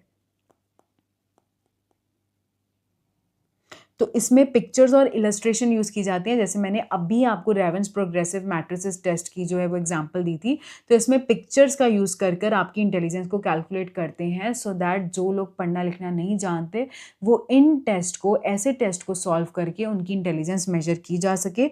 और परफॉर्मेंस टेस्ट में स्टूडेंट्स नाम से क्लियर हो रहा है, परफॉर्मेंस टेस्ट में आपके सामने कुछ ऑब्जेक्ट्स रखे जाते हैं, कुछ ऐसे ब्लॉक्स रखे जाते हैं जिनको आपको अरेंज करना होता है एक पर्टिकुलर ऑर्डर में, और उसको अरेंज करते हो, कितने टाइम में अरेंज कर रहे हो, सही कर रहे हो, नहीं कर रहे हो, वहाँ से आपकी इंटेलिजेंस को पता चलता है। Because you are performing that test, अभी ना तो कोई टिक मार्क है, वर्ड्स है, ना कोई पिक्चर सिंबल है, बल्कि एक्चुअल में आपको ब्लॉक्स पकड़ा दिए कि इसको जी इस फोटो के हिसाब से अरेंज करो। तो ये चीज़ आपको हेल्प करती है परफॉर्मेंस टेस्ट में आपकी इंटेलिजेंस मेजर करने में, और इसको परफॉर्मेंस टेस्ट कहा जाता है।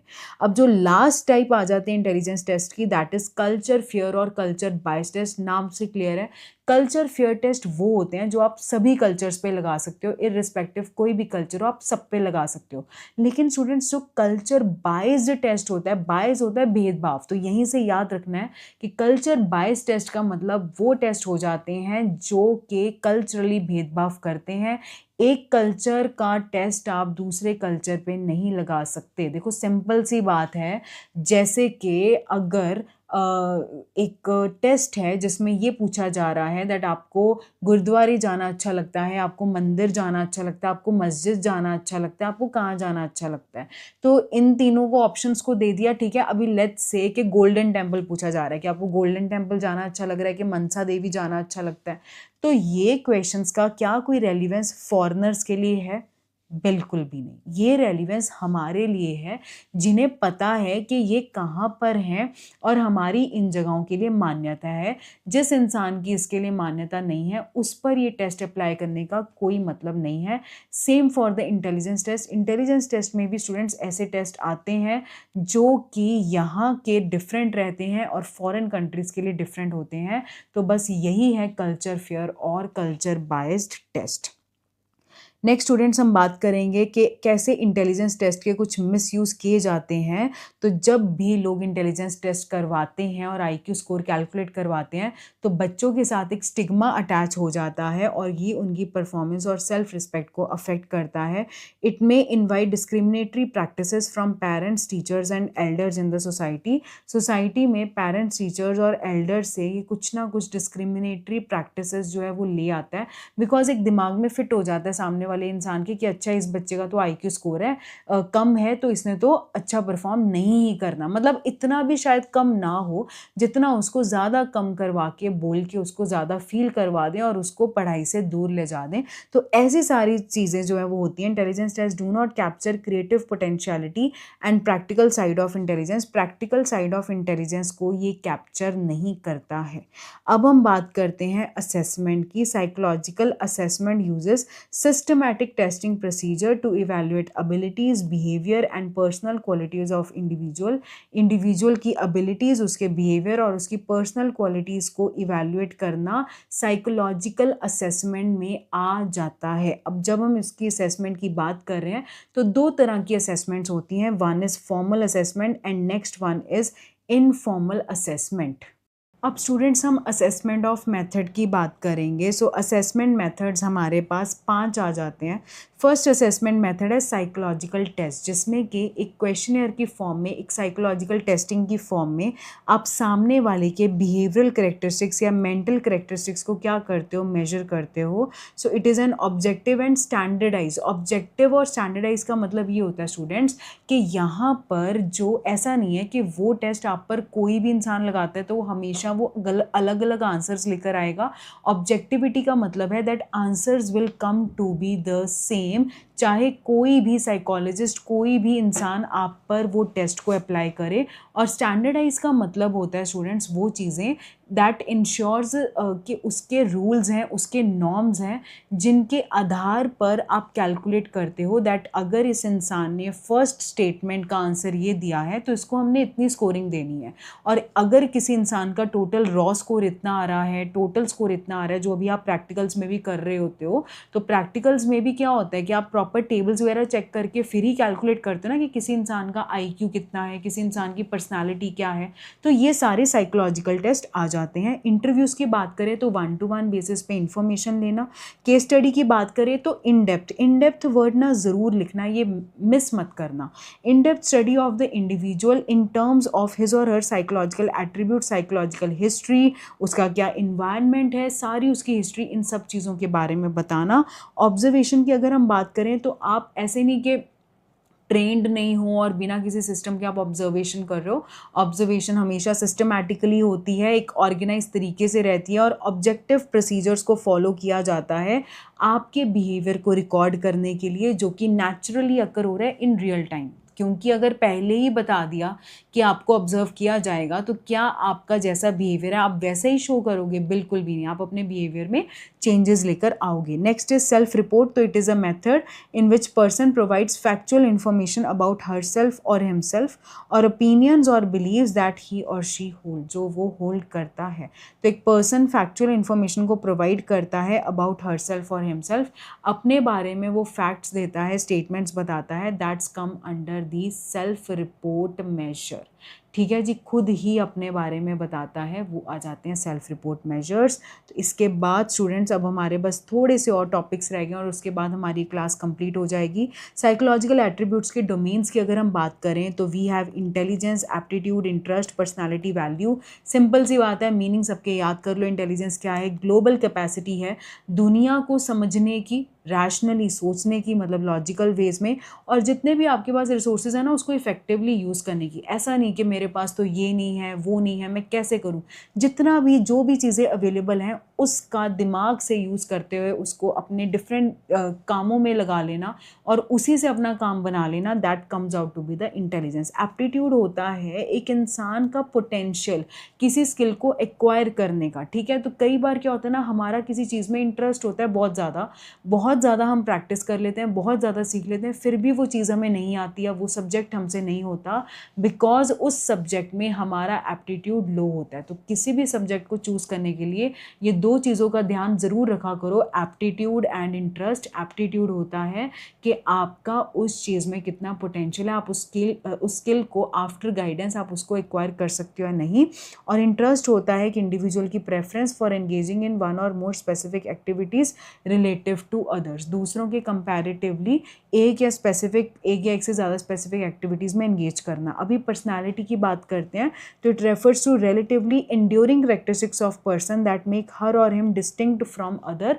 आपकी ऐसे करेक्टरिस्टिक्स, आपकी ऐसे ट्रेड जो आपको दूसरों से अलग बनाते हैं, इंट्रोवर्ट हो, काम हो, कंपोज हो, ठीक है जी, टेम्परामेंट कैसा है आपका, ठीक है, बहुत सारी जितनी भी आपने चैप्टर 2 में सारी ट्रेड्स वगैरह पढ़े हैं वो सारी चीज़ें आ जाती हैं। और वैल्यूज़ मतलब आपके बिलीव्स, एक अच्छा मोड ऑफ बिहेवियर कैसा करना चाहिए, किस तरीके से करना चाहिए। अब नेक्स्ट हम बात करते हैं what are the characteristics of gifted children. Gifted children के क्या करेक्टरिस्टिक्स हैं, क्योंकि स्टूडेंट्स जब हम इस चैप्टर में इंटेलेक्चुअल डिसेबिलिटी और इंटेलेक्चुअल गिफ्टेडनेस की बात कर रहे हैं, जो कि बहुत इंपॉर्टेंट टॉपिक है, तो आप ये समझ लीजिए कि जिसका 130 IQ ज़्यादा होता है, IQ 130 से ज़्यादा होता है स्टूडेंट्स, उसका जो 130 या 130 से ज़्यादा होता है तो वो गिफ्टेडनेस वाली कैटेगरी में आ जाता है।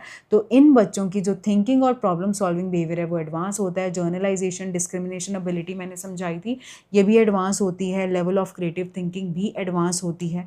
प्रोसेस कोई भी इंफॉर्मेशन करनी है बहुत जल्दी करते हैं। इंट्रिंसिक मोटिवेशन और सेल्फ स्टीम। इंट्रिंसिक मोटिवेशन होता है खुद से ही मोटिवेटेड होते हैं, इन्हें कुछ ऐसा नहीं है कि बाहर से मोटिवेशन होगा ये तब वर्क करेंगे, ये अपने आप से ही सेल्फ मोटिवेटेड होते हैं।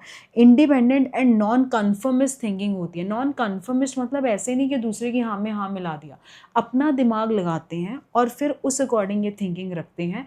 नॉन कन्फर्मिस्ट दूसरे से जल्दी जल्दी कन्फर्म नहीं करते, उसको पूरा समझकर फिर ही किसी बात पर आते हैं। Preference for solitary academic activities for long period, काफ़ी घंटे बैठकर सॉलिटरी अकेले ही बैठकर पढ़ाई करते रहते हैं, इस चीज़ को प्रेफरेंस देते हैं। नेक्स्ट है स्टूडेंट्स कॉग्निटिव असेसमेंट सिस्टम। तो ये आपका पास मॉडल के बाद दिया हुआ है, this is not the part of pass model, ये उससे अलग है। तो ये एक ऐसा सिस्टम है, एक ऐसा असेसमेंट करने का सिस्टम है जिसमें वर्बल और नॉन वर्बल टास्क आ जाते हैं that measure basic cognitive functions. Battery of test is meant for individual between 5 to 18 years of age. 5 से 18 साल के बच्चों के बिटवीन इस सिस्टम को लगाया जाता है और इसके जो भी रिजल्ट्स आते हैं ये हेल्प करता है कि बच्चे में अगर कोई भी कॉग्निटिव डेफिसिट्स है, कोई भी उसमें लर्निंग प्रॉब्लम्स हैं, उसमें इम्प्रूवमेंट लेकर आई जा सके। नेक्स्ट हम डेफिनेशंस की बात करेंगे। तो डेफिनेशन स्टूडेंट्स आप एक बार गो थ्रू कर लेना, बिकॉज एक बार ये सैम्पल पेपर में आया हुआ था। ऑक्सफोर्ड डिक्शनरी, बिने और वेस्टलर का अपना अपना कहना है दैट इंटेलिजेंस में उनका क्या क्या जो है, उनकी अपनी अपनी टर्म्स हैं कि किस चीज़ को वो इंटेलिजेंस कहते हैं। नेक्स्ट हम की टर्म्स की बात करें अगर, mental as, chronological age, yes ये 2 मार्क्स में आया था, तो बहुत ध्यान से समझ लो। मेंटल एज, क्रोनोलॉजिकल एज, सबसे पहले आपको फॉर्मूला पता रहना चाहिए दैट फॉर्मूला में एम ए ऊपर आएगा और सी ए आपका डिनोमिनेटर में आएगा। तो ये इस तरीके से फॉर्मूला है, M A divided by C A into 100। तो मेंटल एज की बात करें तो इंसान का जो intellectual development related to other group of people, मतलब उसके ही हम उम्र के लोगों के कंपैरेटिवली वो क्या क्वेश्चन सॉल्व करें और क्या ये इंसान वो लेवल के क्वेश्चन सॉल्व कर पा रहा है। तो लेट्स से अगर कोई किसी इंसान की क्रोनोलॉजिकल एज मतलब बायोलॉजिकल एज, जो उसकी 15 साल का है, वो 16 साल का है, 17 साल का है, कितने साल का है। अगर वो 15 साल का बच्चा है, वो क्रोनोलॉजिकल एज है, और लेट्स से उसकी मेंटल एज जो है वो 14 साल है, दैट मीन्स कि वो 15 साल का होते हुए भी 14 साल के क्वेश्चंस, 14 साल वाली उम्र के क्वेश्चंस को सॉल्व कर पा रहा है। क्रोनोलॉजिकल एज होती है बायोलॉजिकल एज फ्रॉम बर्थ, और इंटेलेक्चुअल क्वेश्चन होता है जो कि हम कैलकुलेट करते हैं इन दोनों को डिवाइड करके। ठीक है जी। अब नेक्स्ट आ जाते हैं नॉर्मल कर्व में। तो normal curve is frequency distribution of IQ score, जो कि बेल शेप कर्व होता है, कॉल्ड द नॉर्मल कर्व। तो this is the normal curve, ठीक है जी। और मैं इसकी फ़ोटो भी लगा दूंगी NCERT की, सो दैट आपको आइडिया हो जाएगा। तो सिंपल है, इसमें आपको टेबल को याद रखना है, सारी उन रेंजेस को याद रखना है और इसमें आपको एलोकेट कर देना है। इंटेलेक्चुअल डेफिशिएंसी की बात करते हैं तो AAMD ने, American association on mental deficiency ने इंटेलेक्चुअल डिसेबिलिटी पर जो डेफिनेशन दिया है उसका कंक्लूजन ये 3 पॉइंट्स निकल रहा है कि एक इंसान का जो IQ है वो 70 से बिलो होता है, उसका जो अडेप्टिव बिहेवियर है वो प्रेजेंट नहीं होता। यहाँ पर आएगा पूरा adaptive behaviour students. Adaptive behaviour जो उसको इंडिपेंडेंट बनाए, उसे चाय पानी बनाना आता हो, उसे अपना सेल्फ केयर का ध्यान रखना आता हो, ठीक है, वो कहीं आ जा सके अकेला इंडिपेंडेंटली, ये सारी चीज़ें। और ये जो डेफिसिट्स हैं ये developmental period that is 0 to 18 years में ऑब्जर्व हो जाते हैं। अब हम इनकी डेफिनेशन समझते हैं दैट सिग्निफिकेंटली सब एवरेज जर्नल इंटेलेक्चुअल फंक्शनिंग। सब एवरेज मतलब के बिलो एवरेज, ठीक है जी। सिग्निफिकेंटली मतलब कि जो दिख रही है, जो सिग्निफिकेंटली है, तो सिग्निफिकेंटली सब एवरेज जर्नल इंटेलेक्चुअल फंक्शनिंग है जो कि 70 से बिलो है, and it exist concurrently with deficits in adaptive behaviour. Adaptive behaviour में भी डेफिसिट्स हैं और इसके साथ में ही एग्जिस्ट करती है, and manifested during the developmental period. During the developmental period ये मैनिफेस्ट हो जाती है, दैट मीन्स कि 0 to 18 ईयर्स के बिटवीन ये हमें शो हो जाती है। इंटेलेक्चुअल गिफ्टेडनेस की बात करते हैं तो इंटेलेक्चुअल गिफ्टेडनेस में स्टूडेंट्स आ जाता है, okay so this is the last topic. तो इंटेलेक्चुअल गिफ्टेडनेस में स्टूडेंट्स आ जाता है, Louis Terman said that IQ of 130 and above is the category of intellectual giftedness. Giftedness एक एक्सेप्शनल जर्नल एबिलिटी है that is shown in superior performance in a wide variety of areas, and from a teacher's point of view high ability, high creativity और high commitment, ये सारी चीज़ें आती हैं जब हम किसी इंसान को गिफ्टेडनेस में डालते हैं। और टैलेंट में आ जाता है remarkable ability in a specific field. Highly talented को हम क्या कहते हैं, प्रोजीज कहते हैं। क्या ये क्लियर हुआ? Is it clear to you? तो इसके साथ हमारा ये पूरा चैप्टर कंप्लीट हो जाता है। तो स्टूडेंट्स हमने सारे टॉपिक्स इसमें ऑलमोस्ट कवर कर लिए हैं जो हमारे इंपॉर्टेंट है। एक टॉपिक जो हमारा रह रहा है, सो स्टूडेंट्स जब हम इंटेलेक्चुअल डिसेबिलिटी की बात कर लेते हैं तो आपको इसको स्किप नहीं करना है। जो भी इसके लेवल्स ऑफ इंटेलेक्चुअल डिसेबिलिटी आ जाते हैं that is mild, moderate, severe and profound. अब इसका मतलब क्या है, माइल्ड आ जाता है बच्चे जब 55 to 70, मतलब इंटेलेक्चुअल डिसेबिलिटी होती है 70 IQ के बिलो वाली इंटेलेक्चुअल डिसेबिलिटी आ जाती है, और 130 के अबव वाली इंटेलेक्चुअल गिफ्टेडनेस आ जाता है, ठीक है जी। अब जब 70 के बिलो है तो 55 टू 70 वाली चीज़ माइल्ड में आ जाती है। उसके बाद मॉडरेट के लिए आपको क्या ध्यान में रखना है, मेरी बात ध्यान से सुनो, 40 टू 55 याद रखना है। मतलब बुक में ये कन्फ्यूजन क्रिएट की हुई है, बट आपने कन्फ्यूज़ नहीं होना। सो 40 टू 55 आपने ध्यान रखना है, मतलब 15-15 का डिफरेंस आ गया ना। पहले 55 टू 70 आ गया, फिर 40 टू 55 आ गया। उसके बाद स्फीयर में आपने अगेन स्टूडेंट्स 25 वाली वैल्यू उठानी है, दैट 25 टू 40 वाली सीवियर में आ रही है। तो 25-40 वाली जो है अगेन 15 का डिफरेंस आ गया, तो आपको याद करने में ईजी रहेगा। और 25 के बिलो वाला आ जाता है प्रोफाउंड। अब ध्यान से समझो इसके करेक्टर्स, क्योंकि इसके करेक्टर्स के बेस पर आपको केस बेस्ड क्वेश्चन आएगा।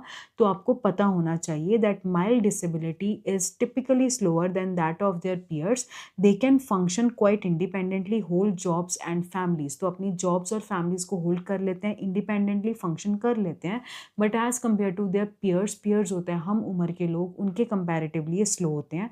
अगर हम मॉडरेट डिसेबिलिटी की बात करें, so people with moderate disability lag behind their peer, काफ़ी ज़्यादा पीछे होते हैं अपने पियर्स से in language and motor skills. Motor मतलब बॉडी मूवमेंट हो गया, और लैंग्वेज स्किल्स में भी दे कैन बी ट्रेंड, इन्हें आप ट्रेन कर सकते हो सेल्फ केयर स्किल्स में and simple social and communication skills में। तो इनमें थोड़ी बहुत इंप्रूवमेंट आ सकती है, बट अगेन ने काफ़ी लैग बिहाइंड करेंगे।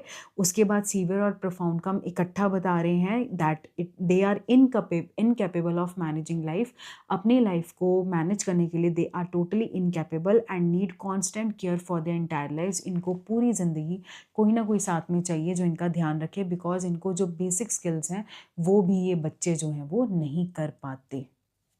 आई होप स्टूडेंट्स आपको चैप्टर 1 की रिवीजन सारी अच्छे से हो गई है। कोई भी डाउट्स के लिए आप कमेंट सेक्शन में डाल सकते हैं, और ये क्लास को आप अपने फ्रेंड्स के साथ शेयर कीजिए सो दैट उनकी भी चैप्टर 1 की रिवीजन अच्छे से हो जाए। So thank you so much for joining today's class.